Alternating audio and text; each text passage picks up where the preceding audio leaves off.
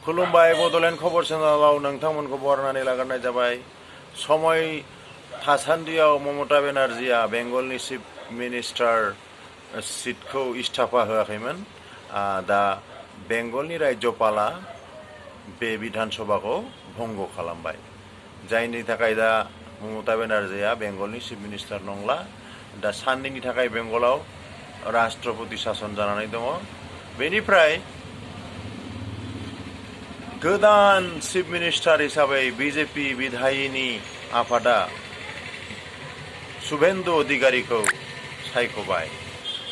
शुभेन्दु अधिकारीखौ गावसिनि बिधायिनी दलनि नेता हिसाबै सायख'बाय। दा बिथाङा बेंगलनि चिफ मिनिस्टार जासिगोन। गाबोन शपथ ग्रहण। बेनिफ्राय आसामनि शपथ ग्रहण समार'हआ 12 मेआव जागोन। बेयाव खानापारानि फोथाराव पशु चिकित्सा महाबिद्यालयनि फोथाराव जागोन, खानापारायाव।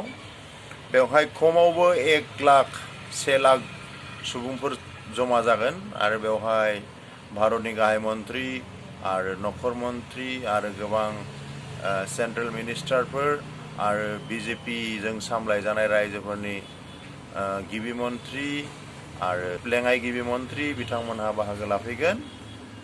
12 मेआव बेखौ फोसावबाय। दा जोबोद माने खामानि सोलिगासिनो दङ खानापारायाव बे समार'हखौ खुंनो थाखाय। बेनिफ्राय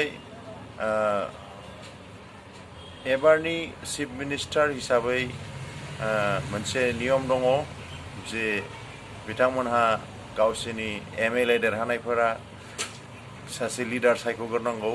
दा बे सायख'नाय हाबाफारिया गाबोन जागोन।